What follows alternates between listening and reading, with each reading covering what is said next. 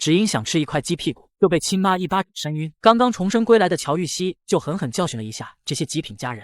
大中午的就睡得着觉，吃的比猪还多，干活也不见伸一把手，这哪里还是一个姑娘家？母猪投胎都没有这么懒。阿奶，你不要这么大声，我们乔家上上下下都知道堂姐是个懒骨头，吃啥啥不剩，干啥啥不行，光吃不干比猪都还要懒。毕竟堂姐也18，好歹是个大姑娘，这好吃懒做的名声传出去，将来还怎么嫁人啊？不知道的还以为你和亲家有仇，故意将堂姐养成4、6不着的样子，去祸害人家。将来堂姐要是嫁不出去，成了没人要的老姑娘，都是阿奶你的错。平时没事上下嘴皮子一张，就祸害堂姐的名声。乔奶气得要冒烟，大伯母这时候上来帮腔：玉溪，你也少说一句，阿奶好歹是你长辈，她说一句你就顶10句，哪里还有一个小辈的样子？姑娘家这样尖酸刻薄，要不得。看大伯母这话说的，我这也是为了堂姐好。你看阿奶都骂了堂姐这么久，也没见她有个反应，不知道的还以为是个聋子。大伯好歹也是大队的积分员，劳动的积极分子，咋堂姐就这么烂？肯定是大伯母你没有教好。同样在乔家长大，你看看我吧，就是这么勤快。大伯娘有这个时间，少打扮自己，多花些时间在堂姐身上。大伯娘，看看你整天花红柳绿的，打扮的这么妖妖艳艳，我听镇子上的同学说，不正经的婆娘才这样去打扮，小心被人举报拉去批斗，让我们整个乔家都跟着丢脸。瞬间，乔老太的炮火就集中在了大伯母张四喜身上。不要脸的东西，一张老黄瓜脸了，还穿得花花绿绿的，还不给我赶紧的脱了。张四喜纳闷，哪里花花绿绿了？不就布料上面有几朵花？小样，跟老娘斗！今天就让你看看什么叫做污蔑。阿奶，你不要这样说大伯母，大伯母只是爱俏，爱打扮了一下。不过大伯娘可真漂亮，在整个张家村头一份。阿奶，你不知道，大伯娘走出去干活，扭2下腰，不少人都看直了眼。我操！乔老太仿佛已经看见他大儿子头上青青草原，绿的都可以放羊了。张四喜气得脸通红。乔玉溪，你闭嘴！你个嘴巴没把门的在鬼扯。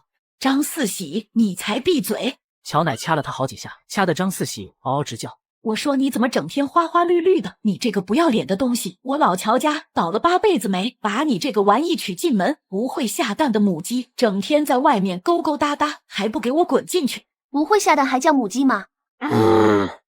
乔玉溪阴凉的插上一刀，乔奶眼前一黑，要晕倒。一个两个都是糟心的玩意。拜拜了，大伯母。这下张四喜可成了乔老太的眼中钉，这几天别想有好日子过了。来到堂姐门前，看着磨磨蹭蹭出房门的乔玉珠，堂姐再磨磨蹭蹭下去，天都要黑了，还去不去自留地拔草了？这时乔母拿着一顶草帽走了过来。玉珠啊，外头太阳这么毒，戴个凉帽，小心别中暑，不然晒脱了皮，人就黑了。看着脏兮兮的草帽，乔玉珠一脸嫌弃。婶婶，我戴了你的草帽，你不就没有了？婶婶还是你自己戴吧。没事没事，我这儿有玉溪的草帽，你先凑合着戴我的，晚上我再将草帽洗干净，留着给你明天戴。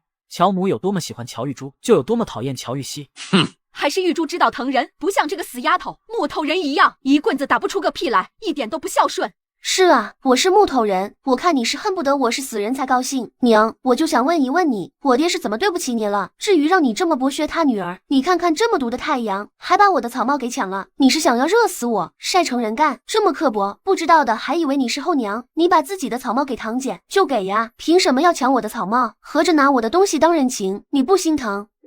乔玉溪一把抢过属于自己的那一顶草帽，我的东西谁也不给。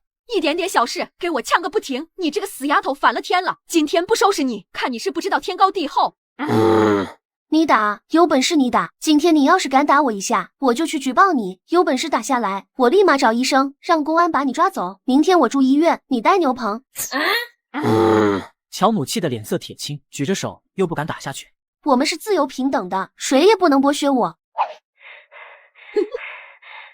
玉溪，我知道以前你受了委屈，都是我的错，害得全家人忽略了你。其实爷奶他们都不是故意的，你今天胡乱发脾气，我觉得这样子不好。要是把阿奶和婶婶气倒了，那就糟糕了。我们是小辈，被长辈说2句，忍2下事情就过去了，没必要较真。他们也是为了我们好。家和万事兴，下次你要是有什么不满，可以私下和我说，我去帮你劝阿爷他们，他们都是通情达理的人。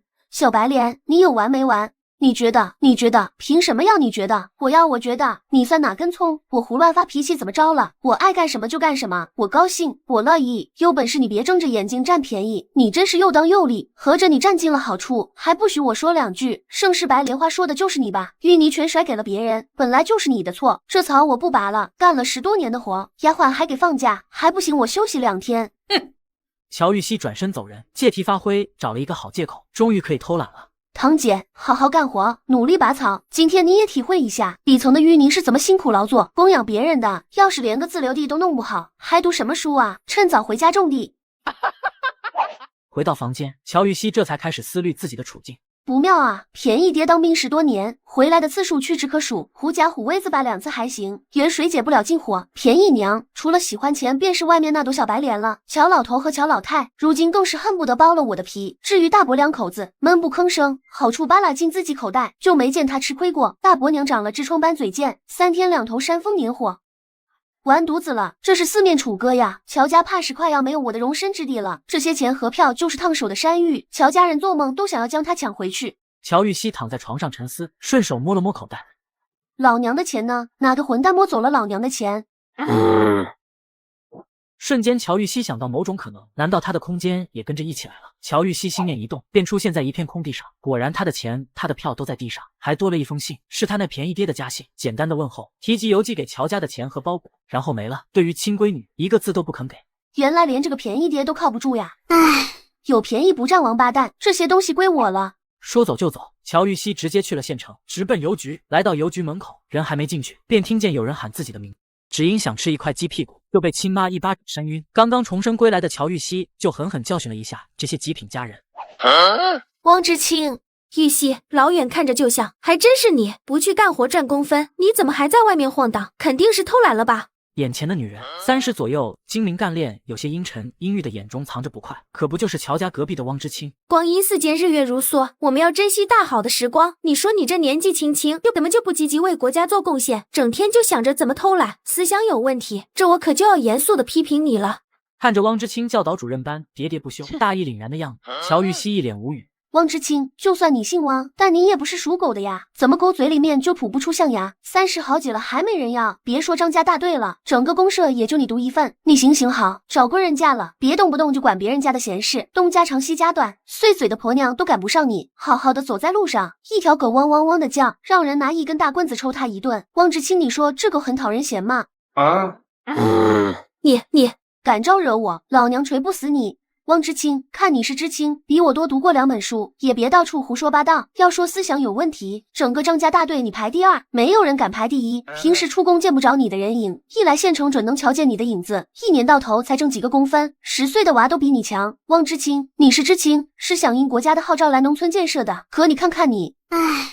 乔玉溪一副恨铁不成钢的样子，摇了摇头。3天打鱼2天晒网，你这是在阳奉阴违，思想很危险。10多年了，难道你一点都没有反思过吗？整天不着家，3天2头往县城上钻，你是特务吗？这么忙？特务2字一出口，汪知青脸色惨白。要知道哪个特殊年代，全国上下都在抓特务，沾上这事儿不死也要脱层皮。看着周围人狐疑的目光，汪知青立马就要开溜。胡说八道什么？我还有事，不和你扯。不会真是特务吧？咋这么心虚？该死的，老乔家是怎么养孩子的？破孩子，怎么什么话都敢往外面溜？倒霉玩意，沾上他准没好事，回去一定要让老乔家好好抽他一顿。乔玉溪在邮局取了钱和票，换成各种物资就拿到黑市倒卖。要知道这个年代各类物资都是有配额的，黑市的价格自然要贵很多。就这样，乔玉溪一通倒卖下来，就赚了100多块钱。回到张家村的时候，已经是晚饭时间。死丫头，怎么现在才回来？玉珠呢？你这个没良心懒货，让她一个人留在自留地干活。不成，我要去自留地看看，还不赶紧过来给我劈柴！娘，你不愿意劈柴，就放在那里生灰，反正待会儿挨骂的又不会是我。乔玉溪才不鸟他，径直走到自己的房间。叫什么叫呀？奶，不好了，我们家是不是遭贼了？糟个屁！一整天瞎闹闹，我们没有这个闲工夫陪你闹腾。我房间里面肯定是被贼翻过了，奶，你快来看看，乱七八糟的，也不知道贼偷走了什么宝贝。你有个鬼宝贝！哼，找了半天，除了一身灰，不见半分钱，也不知道这个死丫头将钱藏在哪里。天打雷劈的蠢贼，死后也不怕下18层地狱，拔舌头下油锅滚钉板，生个儿子没坤坤。不对，这么坏心肠的贼，肯定生不出儿子。我诅咒他断子绝孙，死后没人供养，下辈子、下辈子都投胎做畜生。你闭嘴！乔乃狰狞的要撕人。哪，我骂的是贼，又不是你，你生个啥子的气？你一个女孩子家，张口闭口就诅咒人，怎么这么狠毒？对，我又狠又毒，所以往后别惹我，我狠起来连自己都怕。下一次别让我抓到那个贼，不然我打断他的手脚，送他去批斗住牛棚吃枪子。乔玉溪视线在三人身上转悠，我就好奇那个蠢贼到底是谁。张四喜有些腿软，率先逃走。娘，我去自留地拔2颗菜回来炒。乔乃脑袋轰轰轰的乱响，全是断子绝孙的诅咒，连饭菜烧糊了都没有察觉。你傻，天黑了鸟都知道回巢，你还不知道回家？大嫂，玉珠的脑袋是读书用的，将来还得读大学，戳不得。哼！整个村子都找不出玉珠这么懂事的，勤勤恳恳干活，不像玉溪那混账玩意，整天就知道偷懒。张四喜看了一眼乔母，有点不悦，赶紧拔2颗菜，家里还在等着。哎呦，这菜怎么全淹了？此时乔玉珠一脸紧张，本想着今天丢了面子，好好表现一下，树立勤劳的形象，让大家对自己改观，结果却弄巧成拙，别人下工了，他也没敢回去。玉珠，你是不是大下午浇水了？乔玉珠自觉不是好事，没敢承认。大中午的太阳毒，浇水下去菜肯定会烧死。张四喜恨铁不成钢，我怎么生了你这么蠢的女儿？干个活啥事都不会，自留地的菜出了问题，回去看你奶怎么收拾你。乔家一年到头就指着菜地里的菜下饭，如今出了问题，乔奶肯定要发疯。娘，我没有，不是我浇的水。玉珠都说不是他了，你还乱怪他？不是他，还会是谁？玉珠这么乖，才不会撒谎的，肯定是玉溪那个死丫头干的。她绝对是诚心浇水，烧死地里的菜。好啊，让她干点活，她不乐意，故意报复。乔母不知道想到了什么，一口咬定是乔玉溪。我不管了，你自己去和娘说。张四喜甩手走人，越发的看不上这个脑子糊涂的弟妹。婶婶，我好高兴，你相信我。从小到大，自己犯了错，只要婶婶肯帮自己，就不会有事。快别哭鼻子了，待会儿脸皮皴了，回去记得多抹点雪花膏，干了一下午的活，晒黑了可不成。还是婶婶疼我，将来我一定孝顺婶婶。乔母高兴的嘴巴都快要咧到耳根，心里面甜的冒泡。婶婶不疼你疼谁？过2天你二叔也该寄些回来了，好吃的婶婶给你留着慢慢吃。两人往家中走去，乔母心中盘算着怎么把这锅甩给乔玉溪，乔玉溪又该如何应对。